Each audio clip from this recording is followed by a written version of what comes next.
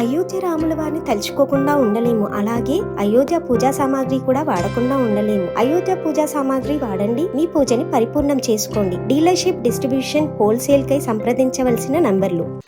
నిన్న కేటీ రామారావు ఢిల్లీలో, KT Ramarao plus తర్వాత హరీష్ రావు ఇద్దరు కలిసి ఢిల్లీలో ప్రెస్ మీట్ పెట్టి సో రాహుల్ గాంధీ రాజ్యాంగము, పార్టీ ఫిరాయింపులు, ఆ తర్వాత ఇంకా ఏది నీతి నిజాయితీ అనేటువంటి పదాలే సూసైడ్ చేసుకునేటువంటి విధానంలో వాళ్ళు మాట్లాడుతున్నటువంటి మాటలు చూస్తూ ఉంటే అంత ఆశ్చర్యకరంగా ఉంది.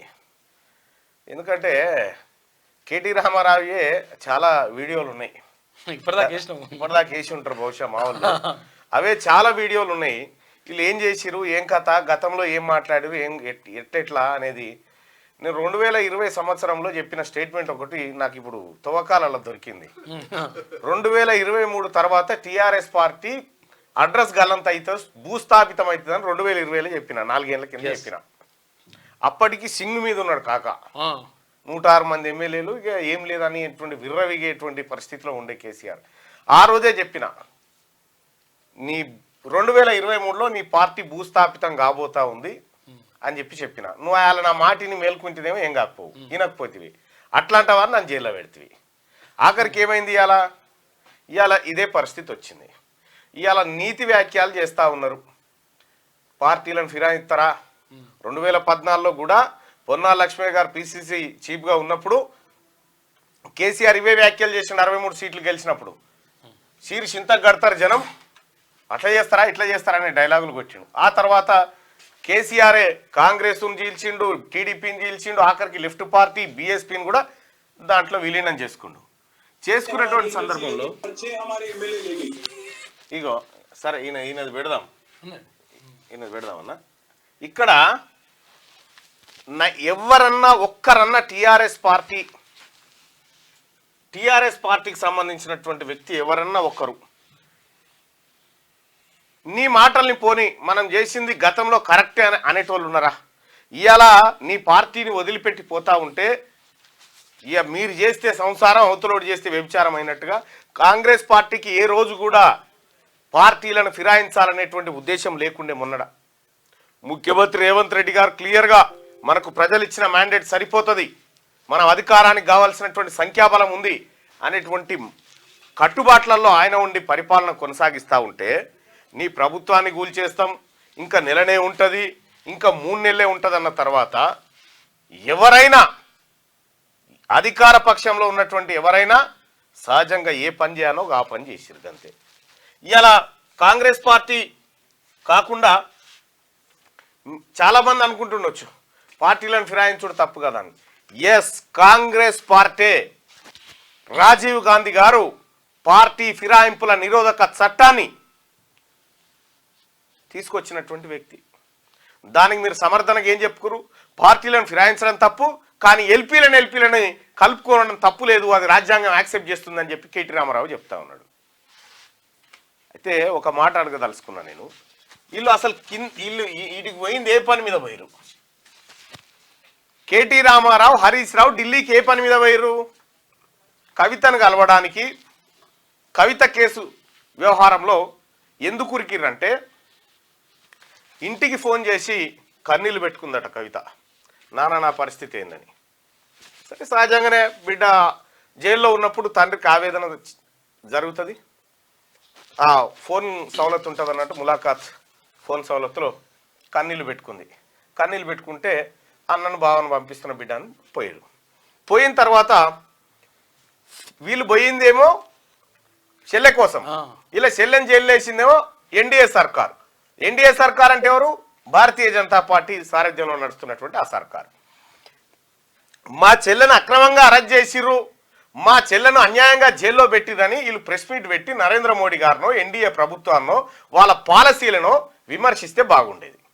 అది చేయకుండా రాహుల్ గాంధీ గారికి సంబంధించి, రాహుల్ గాంధీ గారు రాజ్యాంగం పట్టుకుంటారు, రాహుల్ గాంధీ గారు ప్రజాస్వామ్య పరిరక్షణ అంటారు, ఇక్కడ కింది స్థాయిలో పార్టీలు ఫిరాయింపులు చేస్తూ ఉన్నారు అని కొత్త దుకాణం పెట్టిండు. అంటే ఈ బీజేపీతోని లోపాయకారి ఒప్పందంలో ఇది మాట్లాడాలనుకుంటున్నారా, లేకపోతే ఇట్లా లోపాయకారి ఒప్పందంగా మాట్లాడాలనుకుంటున్నారా, లేకపోతే ఇంకేంది? ఇక్కడ పార్టీ ఫిరాయింపుల చట్టాన్ని తీసుకొచ్చింది కాంగ్రెస్ పార్టీ ప్రభుత్వం, స్వర్గీయ రాజీవ్ గాంధీ గారు తీసుకొచ్చిండు. పార్టీ ఫిరాయింపుల చట్టం కూడా ఉత్తగా ఏం రాలే. ఆ రోజు రాజీవ్ గాంధీ గారు అబ్జల్యూట్ మెజారిటీ భారీ సీట్లను, లోక్సభ సీట్లను ఈ దేశంలో కాంగ్రెస్ పార్టీ గెలిచిన తర్వాత ఆ రోజు పుంజాల శివశంకర్ గారు, మాజీ కేంద్ర న్యాయశాఖ మంత్రి, మున్నూరు కాపు బిడ్డ, సికింద్రాబాద్ స్థానంలో అంతకంటే ముందు బై ఎలక్షన్లో గెలిచి ఆ తర్వాత మళ్ళీ సాధారణ ఎన్నికల్లో గెలిచి ఆ తర్వాత ఇందిరాగాంధీ గారి మరణం చనిపోయిన తర్వాత పుంజాల శివశంకర్ గారిని అక్కడ కావాలని చెన్నారెడ్డి లాంటి వాళ్ళు కొంతమంది ఓడించడం కోసం సర్వశక్తులు ఒడ్డిరు, సరే చేసిరు, అయిపోయింది. ఆయన్ని, ఈ పుంజాల శివశంకర్ గారిని రాజీవ్ గాంధీ గారు ఫోన్ చేసి ఓడిపోయిన తర్వాత మీరు చింతించవలసిన పని లేదు, మీరు ఎల్లప్పుడూ నా దగ్గరే ఉండాలని ఆయన క్వార్టర్ పక్కకి క్వార్టర్ పెట్టి పుంజాల శివశంకర్ గారి సలహా సూచన మేరకే పార్టీ ఫిరాయింపుల నిరోధక చట్టం ఈ దేశంలోకి వచ్చింది. ఈ తెలుగు బిడ్డే, ఈ తెలంగాణ బిడ్డే ఈ పని చేసిండు. నిజంగా కాంగ్రెస్ పార్టీ చిత్తశుద్ధితోటి అదే పని చేసుకుంటూ వస్తే ఇవాళ బీఆర్ఎస్ పార్టీ ఈ ఫిరాయింపులకు తెరలేపి విపక్షాల ఉనికి లేకుండా చేయాలనేటువంటి కుళ్ళు కుతంత్రంతో ముందుకు పోయింది.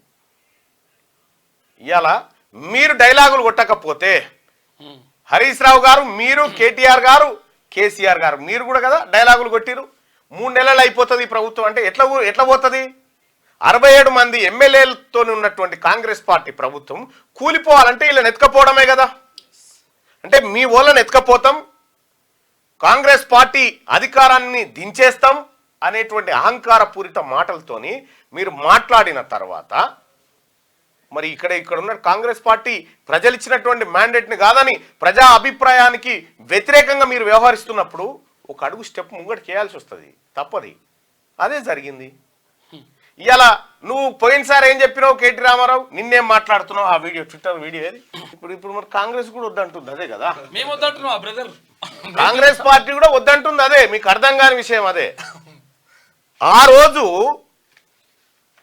ఇక కాంగ్రెస్ పార్టీని వాస్తవానికి తెలంగాణ రాష్ట్రాన్ని ఆ తల్లి సోనియా గాంధీ ఇయ్యకపోయినుంటే మీరెవరు, మీరు ఎక్కడి బిచ్చగాళ్ళు, మీ అయ్యేమంటాడు నువ్వేమంటాడు? ఇంకా సిగ్గు ఎగ్గు లేకుండా ఇంకా ఢిల్లీకి పోయి ఈడ పెట్టనంటే ప్రెస్ మీట్ పెట్టి నీ ఎమ్మెల్యేలను ఆపుకొని చూడు, నీ ఎమ్మెల్సీలను ఆపుకొని చూడు.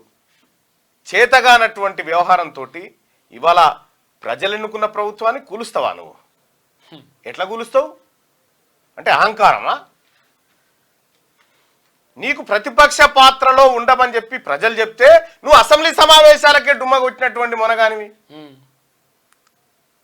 నీకు ఆ ప్రతిపక్షం కూడా వద్దని ప్రజలు డిసైడ్ అయ్యారు. ఇప్పుడు రాష్ట్రంలో ఏ ప్రజలకు అయ్యో బీఆర్ఎస్ వదిలిపెట్టి పోతురన్న బాధ ఏం లేదు. అయితే విషయం ఏంటంటే తప్పు చేసిండు. భారతీయ జనతా పార్టీ మాట్లాడుతూ ఉంది ఏమని, రాజీనామా చేసే మా పార్టీలోకి రావాలంటారు. ఓకే, మీరు మంచి సిద్ధాంతంతోనే ఉన్నారనుకుందాం. కానీ మధ్యప్రదేశ్లో నిన్నగాక మొన్న కాంగ్రెస్ పార్టీ ఎమ్మెల్యేలను బీజేపీలో చేర్చుకొని ఏకంగా మంత్రిగా ప్రమాణ స్వీకారం చేయించారు 2 సార్లు. ఏది మరి ఆ మధ్యప్రదేశ్లో నీతి ఈడో నీతి ఉంటుందా? మీకు మాట్లాడడానికి అర్హత లేదు. పార్టీ ఫిరాయింపుల మీద అటు బీఆర్ఎస్కు కానీ ఇటు బీజేపీకి కానీ మాట్లాడే అర్హత లేదు. ఇది స్పష్టంగా చెప్పదలుచుకున్నా.